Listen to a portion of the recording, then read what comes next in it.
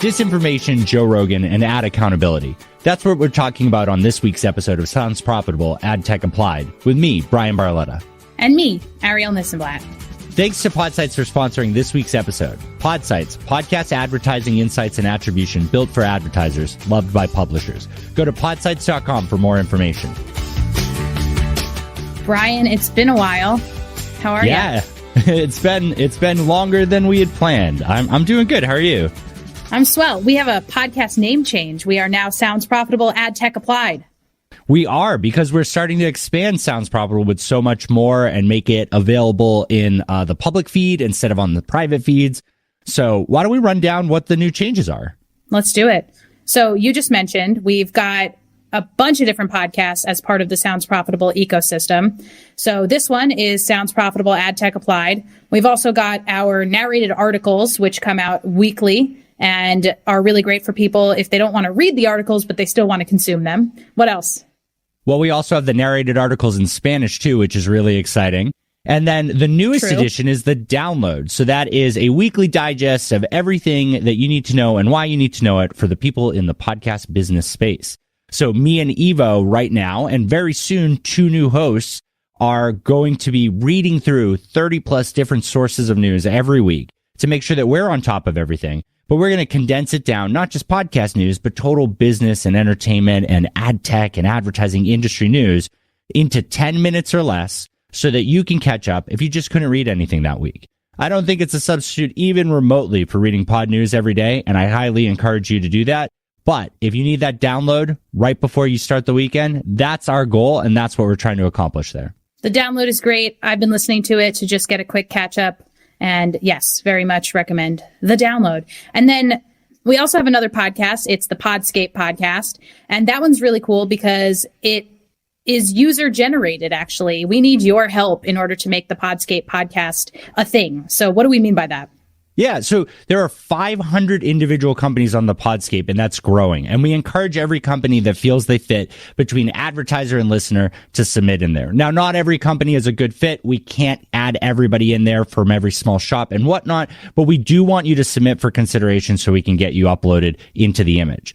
But the hard part is just an image or even a link to your website doesn't really tell the full story about your company. And what we do is we provide 5 questions that I've already pre-recorded using Rumble, and we provide that for you to click the link, answer the questions, and we put that into an episode. We make a headliner with that, and then from there, we share that because we want more people to know about every company that's in this space, and we want to provide you with an easy way to tell your story. So that's our way of giving back. The Podscape has a lot of use cases, and just to be super clear, Podscape it's a portmanteau of podcast and landscape. So it's a really awesome image from Magellan.ai and Sounds Profitable that shows all of the podcast and podcast related companies out there and how they're connected and who they're owned by and everything. And it's really great. And so this podcast is meant to give an audio version of that image. And it's a really great way to stay tuned as to what's going on in the podcast world, especially if you are trying to get into the podcast world. Lots of different use cases. I'm a big fan of the Podscape. Yeah, my dream is that we get to the point where we have conferences that have QR codes and companies can put that on there. So it links to it and you can hear an audio file so you understand their pitch. We save 10 minutes of everybody talking about what their company does on stage and we get right down into the meat of it. And also, if you're new to the space and someone says, hey, do you want to have a meeting? Their website's going to tell you their pitch of it. This is me asking them 5 questions and their responses to those questions to make sure that it's a good reason for you to meet with them or what you need to prepare before you start talking with them. So we will have a link in the show notes to the Rumble asynchronous recording that you can use to upload your audio. And let me just be clear, this is a different Rumble from the Rumble that we're going to mention in today's episode about disinformation, and we'll explain. Well, let's dive into that part. Yeah. We have one more piece of news that I wanted to touch on, which is that we are very excited to announce that we recently hit 4,000 subscribers for our newsletter. And we are really grateful to everybody who is a subscriber. And if you're not yet a subscriber, you can do that by going to soundsprofitable.com and just giving us your email address. And then weekly, you're going to get an amazing newsletter from us that includes an amazing article about ad tech. It's so funny. We're 17 months into Sounds Profitable, and the entire goal was just to empower the people that are working day in and day out to do the groundwork, to do the education, to do the leadership in this space. And I wanted to provide actionable data. And so it's so exciting to see 4,000 people are interested in it. We have more than half of every single newsletter gets opened by everybody who receives it. And it makes me really happy because I'm truly passionate about this space. And I know that so many of you can better yourselves, your career, and just your state of mind by hearing about what we can do better in the space, how we can unify together, and ways that we can make our jobs and lives easier. So thank you for listening. Thank you for subscribing to the newsletter. And let me tell you that the plans we have for 2022 and on for Sounds Profitable have already exceeded my wildest expectations. But just know that we have so much more for you, and it's completely free, and we just want to help. Heck yeah. So since it's been a while since we have recorded this podcast, just a quick refresher. At the top of the show, Bryan and I chat a bit about what to expect in the interview that you're about to hear. Then Bryan will interview somebody in the ad tech space about something going on within podcast ad tech. And then at the end of the episode, I will come back and I'll give my takeaways, and Bryan and I will have a little bit of a discussion. So let's get into it for this week, shall we? Yeah, let's do it. So this was a big week in the podcast world. We're recording this at the beginning of February 2022. And it was also a big week for misinformation and disinformation and the difference between those two. And it was a big week for Spotify, and it was a big week for Joe Rogan and Neil Young and all of the related search terms. It's been a week, and it's been a week that my dad even asked me what podcasts are because he saw it in the newspaper. And that's always a good week in my book in some ways, although this one was a little bit more stressful than others. How has the week been for you, Bryan? Yeah, I've gotten a lot of questions when people asking me about what's going on with Joe Rogan, with the calls to action to have his podcast removed or censored, with Spotify's role as a publisher, as a platform, as an advertiser, all of it. And it's been very interesting to really dig down. And I want to make sure people are clear here that Spotify's relationship with Joe Rogan is as a publisher. And Spotify also is a platform that allows podcasts that meet their terms and conditions to be on their platform. And then Spotify's relationships with musicians is kind of a payment-based one. So this whole situation with Neil Young and other artists, and even some podcasters deciding to no longer be associated with Spotify because of their choices as a publisher and their choices as content moderation, is really notable because Spotify straddles so many different areas. But I will tell you from a financial standpoint right now, every time we talk about this stuff, every time we get people riled up about it, and until there is change, we're just advertising for it because Spotify does make money off of people listening to Joe Rogan. More people are going to listen to Joe Rogan as a result of this, and there's more ad dollars spent. Spotify, I like as a company overall. I'm disappointed in these current decisions, but I really think that we're going to see some change or some lines drawn or some splitting of companies or whatnot to justify a lot of this. But this is a good eye-opening experience for podcasting to realize that we can't jumble it all together and just say, well, that's how it is. Can dissect it. We can do better. Yeah, we're definitely at an inflection point, and that is the fact that we're at an inflection point here, and the fact that podcasting can have an impact, make an impact on this discussion is something that you and your guest today discuss on this week's episode. So today you are going to be chatting with Claire Atkin, who is the co-founder of Check My Ads, which is an ad tech watchdog. Bryan, how did you first get in touch with Claire? You know, I've been such a big fan of Claire and her co-founder Nandini, and I've been following them for years in the work that they've done in this space. We met on Twitter. I think someone else also got us an introduction. We've just been talking. And since they became the first nonprofit ad tech watchdog, I've been a contributor to their nonprofit. So we've had so many great discussions. We've realized that podcasting needs to know, or the people in the podcast space really need to know about this information. And it was just a great opportunity for two friends to catch up and really talk about the space. Your conversation is about ad tech on the whole, but folks who are listening to this podcast should listen in for specific tips on how podcast publishers can make sure to check their ads and to be on the right side of this issue. And something that I found interesting while listening to your interview was that it pairs really well with an article that you put out a few weeks ago in Sounds Profitable. January 25th was when it was published. The article was called Solving Podcasting's Programmatic Issues with Trust.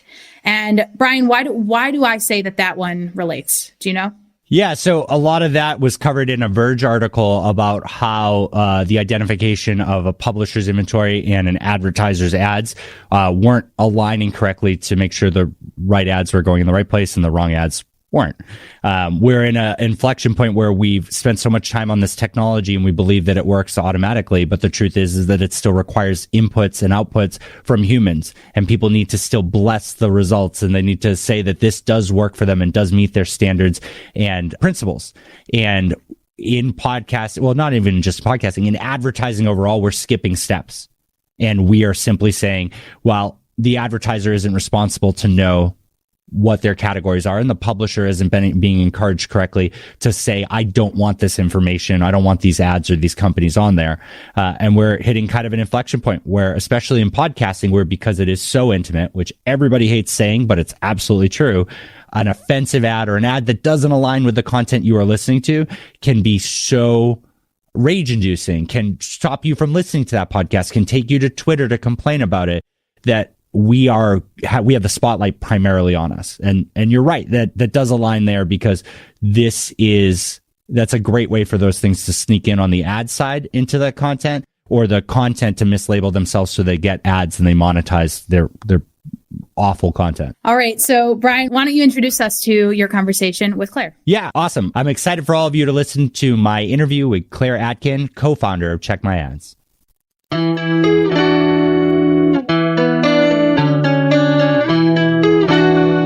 So my name is Claire Atkin, and I co-founded Check My Ads with Nandini Jammy, and we uncover the economic relationship between hate speech and disinformation and the ad exchanges that send them ads and money. I love that. Well, I want to ask a quick question on that. When you uncover that and you make it visible to everybody in the space, your goal is just to point out that it's happening, right? Like you're saying, like, this ad is on this piece of information, and then you're making it available for them to decide what they do next, right? That's right. Every major ad exchange really has a policy that says they only work with premium publishers. They don't send ads and add money to publishers that promote violence or COVID-19 disinformation or what have you. They don't adhere to their own policies. And so when we point this out, usually the ads get dropped or the publishers get dropped. What I really like about that is you're taking the public response that these companies have said. They say, these are our standards. And you're taking the advertiser's response and saying, this is what we want to be associated with. And you're just pointing out that this content with examples doesn't align with what anybody has publicly said. And then you kind of turn it over for them. And so far, it seems that everybody who has engaged with it has realized the mistake and realized that the partners that they're choosing to work with might not be scrutinizing the inventory as well as they can. And we're kind of seeing a big change of that. We're seeing the reality that publishers can't or shouldn't be able to automatically sign up to just receive money. A human needs to vet that against their policies. Ad tech can help a little bit by saying, like, what category of scrutiny you need to put into it. But overall, a human has to kind of look through it. So my first big question to you is, what should buyers, publishers, and ad tech companies each be held responsible for in that advertising ecosystem? So there's a chain of command between the advertiser and where the publisher gets the ad. And that chain of command loosely goes like advertiser, agency, ad exchange, and then the publisher. And our general advice to buyers is don't trust anyone along that media supply chain. Don't trust the agency. Don't trust the ad exchange. Don't trust the publisher to maintain their own publisher standards. You have to keep an eye everywhere along the supply chain. And that's why we called our company Check My Ads.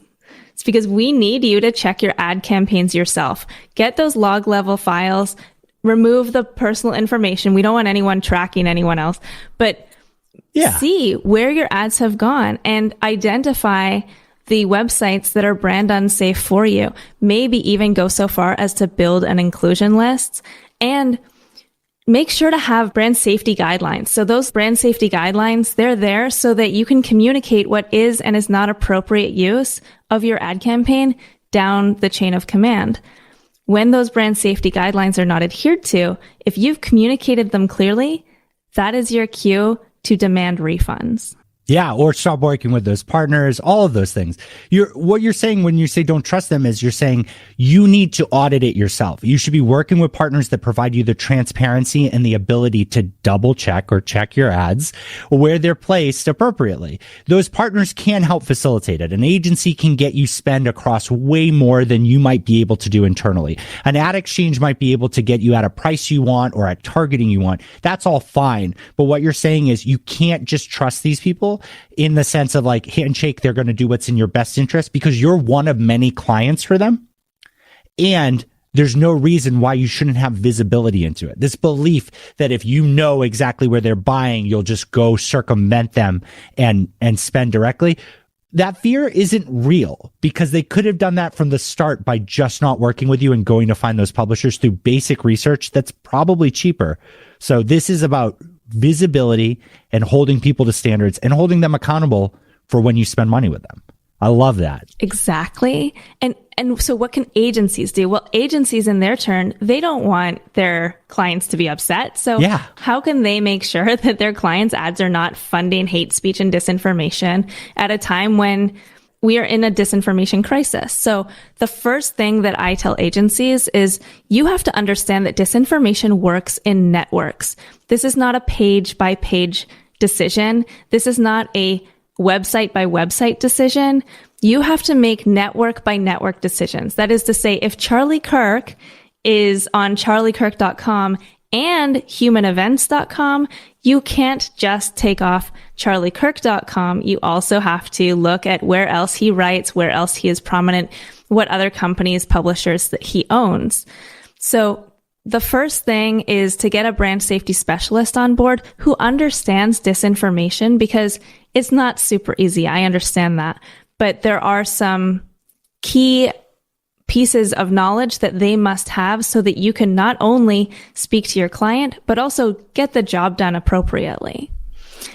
And then the second thing is maybe start to move clients away from real-time bidding because the system is not working very well in this particular way. And that's an opportunity to be creative again. I think it's part of a larger conversation to have, sort of bigger picture, but it's an exciting one. It's a creative one, and it's what agencies were meant to do. Yeah, I think that we've been lazy as an advertising industry, relying on technology to just do as much as possible so that we can move on to the next task. And we're not even monitoring the equipment anymore. That's part of the problem. And when you say real-time bidding, I think what you mean, and you can correct me if I'm wrong, is you mean open marketplace, right? Programmatic is a neat workflow to make sure that you're buying exactly what you want if you do direct deals and private marketplaces. But the open marketplace means anybody who signs up to that vendor that you're buying from is eligible to get your dollars if that vendor says that everything works. And that is just proving to not have as much value. That's why you're saying have an allow list from the start and say, these are the places I want to be, and continue expanding it instead of reactionarily removing things from a big open place where you're never going to catch. That's right. I think direct sales are still the most pragmatic way forward if you want to support journalism and if you want to stay away from things that are not going to help the ROI of your campaign.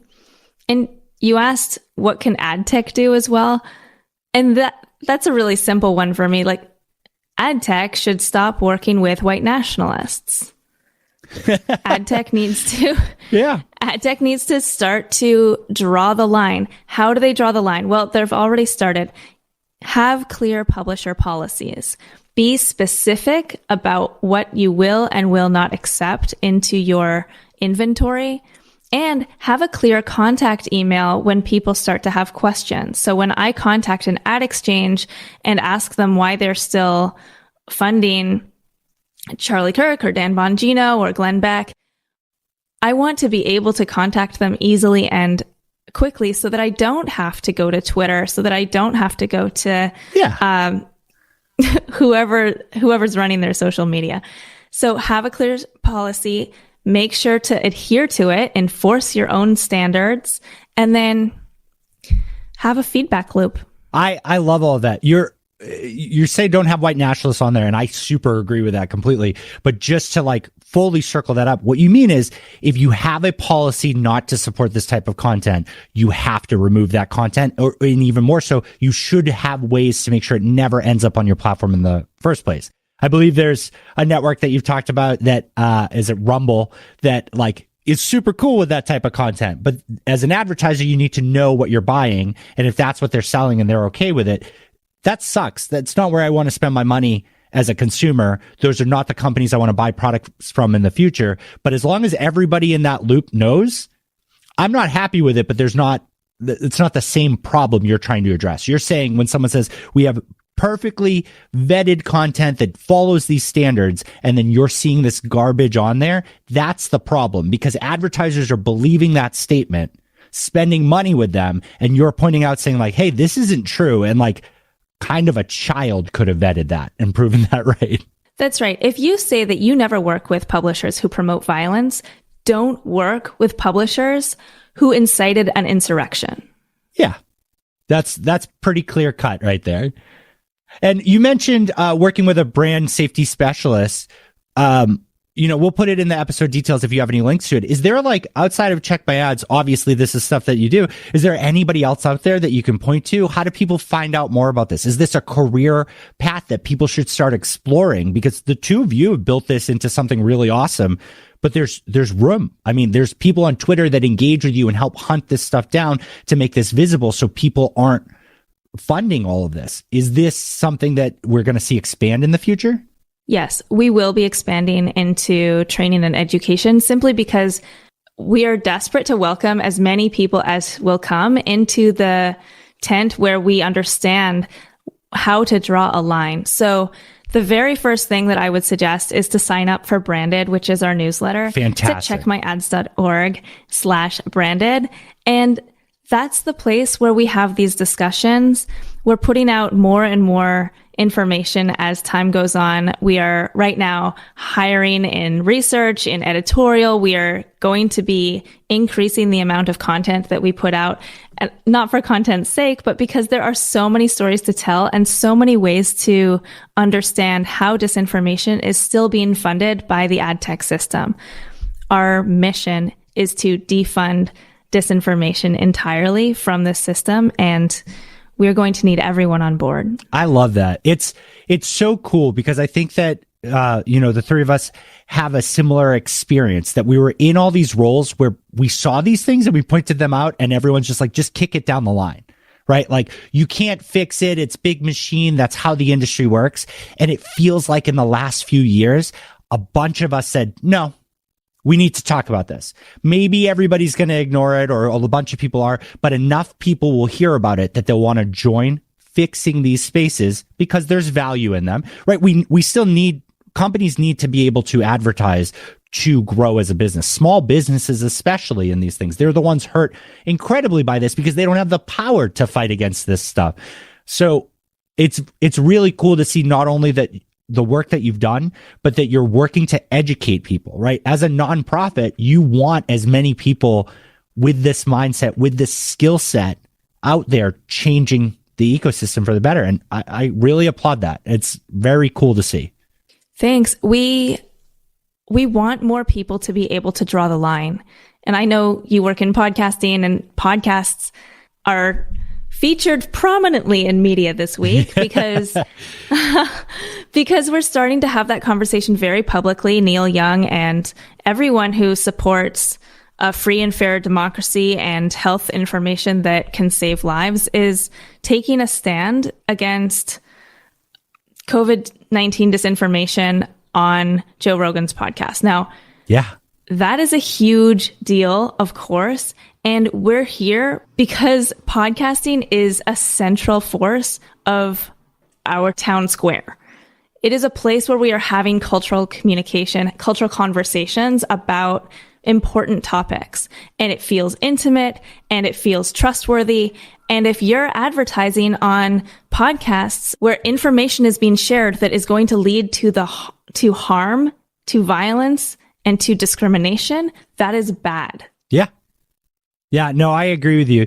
And So what's your general podcasting is so different as a format, but it's so intimate and everybody laughs when we say that, but it's in your ear. People are listening to this right now. They are focused to it in a way that an article isn't going to get across to them. So podcasting has tons of problems, the same way blogging does, the same way the ad tech space does. What's like your one thing that you would tell the podcasting industry to prioritize to get ahead of this so that they're not seeing as many of the issues as we're seeing in the rest of the disinformation space? I want to give you like the technical details of what I think we need to do. But honestly, I mean, Bryan, that podcasting is led by people who are generally white, people who are generally men. And what we need for the entire podcast industry to do is to take a stand and say, no, we will not flirt with white nationalism. We will not flirt with misinformation, disinformation for the purpose of discourse, for the purpose of having a debate. We are sick of hearing that it's worth platforming people who want to hurt minorities, who want to spread chaos for the sake of the conversation. That is a bad faith understanding of what we need right now. While anti-democratic forces are rising, the podcasting world has to take a stand. I agree with you on that. And if it was all for the debate, for all the discourse, then those would be ad-free feeds. Right? Like in that situation, if they were like, that's the problem. These people have keyed onto something that monetizes well. The ads that these people sell, even HostRed, work very well. And that shows that this is not necessarily what they believe. It's a business. And that business is dangerous and harmful to not just the country, but to the world. And podcasting has a real opportunity to get ahead of it. So I thank you so much for your time on this. I really hope that everybody in the podcast world subscribes to Branded, donates to Check My Ads. Sounds Profitable absolutely does donate to Check My Ads. I'm such a big supporter of it. And I really am going to make it a priority to make sure that more people in the podcast space know about you two and all of the things you do, because this is not specific to any one media format. But podcasting has the opportunity to get ahead of it and make real change quickly, because there is a lot of problems in podcasting with this type of content. Thank you so much for joining. Thanks, Bryan.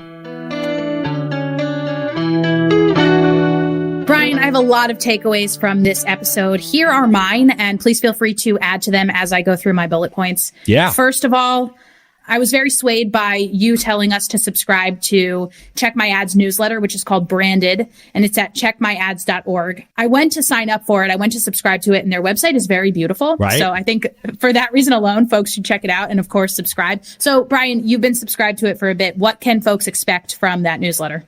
I think they do a really good job of pointing out all of the problems in the space and how they're working to solve them. I think they're great at giving you stories and narrated examples of specific incidents instead of talking in generalities. And they link to a lot of the work in the space. I mean, they admit themselves that they're just two of many people working to better the whole advertising space. And that's really transparent on how they link to other stories, how they highlight other people on Twitter that are working with them. But what you're going to see there is action, calls to action, and the results of those actions. And I think we talk a good deal about that in the episode today. And I'll just say, a few months ago, you turned me on to Check My Ads, and I've been following the co-founders for a while. And a tweet that I see pretty often is Nandini adding a publication or adding a brand and saying, hey, do you know that your ads are running on this white supremacist website? And then often they'll reply and say, oh, we did not know that. We're going to take it off right now. We're going to figure out how to get that off right now. And so that's the practicality of this situation. Just in case you needed a real life example, that is how this works. And sometimes it needs to be done publicly on Twitter like that. But yeah, generally speaking, they are watchdogs, and it is very cool to behold. And one of the ways that we can be aware of all the things that they're doing is through their newsletter. So I recommend subscribing. Yeah, it's fantastic. It's one of the newsletters I never miss. Love that. Next up, there is no substitute for human checking of these ads and of where your ads are popping up on the internet. And you mentioned this up at the top of the show. Automations are great, and all the ad tech that we've got out there is working to a certain extent, but some things slip through the cracks. So Claire advocates for pre-air checks. That's in the podcast space, and also for keeping an eye everywhere along the supply chain. What does she mean by that? So in the scenario where you're giving someone else the right to represent your brand and put your ads in different places, a brand really needs to, understand each partner, their ethics, their process, their transparency, and their accountability, right? So if you agree with them on where you're going to run and you don't run there, how do you hold them accountable? What's your contractual right to do that? And this is a great reason to evaluate either working with someone who is reputable or evaluate bringing it internally. But that whole supply chain is everything from the publisher, the technology partner that sits in between, and the agency that can manage it. And each of those can be expanded out substantially. But the biggest thing, I think, is transparency. There should never be a point where a brand doesn't know where their ads are running. The fear that that's going to lose somebody's sales is laughable, because it's about the execution. It's about the relationship and the management. If it's just about the inventory that you're hiding and it's succeeding for people, that's not a value proposition, right? That's just a time bomb waiting to go off when you lose that. So that's what she means about the supply chain, right? Keeping an eye on every part of it and knowing every single piece of that infrastructure that you are choosing to interact with or your partners are choosing to interact with. Yeah, and it might be time consuming, at least at first, to build up, but ultimately it's worth it because you're making sure that your brand is not being associated with websites that are not brand safe for you and that would dilute your brand. So with that, Claire suggests building a list of websites or of spaces that you do not want to be associated with, and to have brand safety guidelines. Yeah, I think that's really important. And even still going the other way, creating a list of places you do want to be associated with. Mm-hmm. We think of, Publisher Direct is so easy to execute for a big brand and a big publisher, right? You don't need that many to get the reach that you want. But as you start to expand, you decide that you want someone to manage or technology to help with getting access to more inventory, right? That's why you work with a bigger team, or that's why you work with these tools. It's okay to start using a tool that can get you 1 million different podcasts and say, I only want 10. And then choose by listening to them, by having someone review them, by having someone suggest them, to add it to 15, to 20, to grow it from there. It's not a race, right? There's going about it the right way is worth the time and effort. And that's why either you take it internally or you find an agency who's willing to do that for you. I think maybe it'll be helpful to give an example of this. So I recently bought Bombas socks. I love them. I bought them a year ago and I want to buy more now. So I just did, actually, after I heard about it on a podcast, Bombas. Then I went to bombas.com. This is not an ad. And I bought socks, and I was thinking about how later that day I saw Bombas pop up on almost all the websites that I went to. And in this situation, I'm Googling things like best podcasts about history, and I'm scrolling down and I'm seeing Bombas, and that's interesting. First of all, in and of itself, but what if Bombas pops up on a disinformation website about the vaccine? Bombas probably does not want that, right? So that could be avoided by Bombas having a list of websites that they don't want to appear on, a list of websites that they do want to appear on, and keeping an eye on their entire supply chain. And so that's what this concept of checking your ads that Nandini and Claire are advocating for will do for a brand. 100%. The focus is everybody, the humans are accountable for this. The tech can make the job easier, but that's just it. It's easier. It doesn't completely automate it. It doesn't absolve you of it. You can be reactionary and you can be called out on Twitter because you have no other way for people to contact you to dig into this. And that's not the goal. The goal really is that we don't get to that point. You're not fighting for a refund. You're not upset that someone's got a screenshot that your brand is on that site. Before you spend money, spend time and resources to make sure you want to get on the places that these partners are going to put you. That's the takeaway. 100%. That's the takeaway, baby. One more is that podcasts are important because they are a big part of the town square, this discourse that we have. Anybody can create a podcast. Anybody can put their thoughts out there. And we're at a point in podcasting where we can set a precedent to not work with white supremacist related publications to run our ads. And I would like us to really take that seriously. I agree with you. And this is where I have to put on the grossest hat I can wear. Oh, boy. I personally don't want to see that. I don't want to see it monetized in any way. at all. But I understand that an advertiser has the right to endorse and monetize whoever they want. I do not want to see advertisers accidentally monetizing content that is disinformation and that is hateful and violence causing and all of this awful stuff.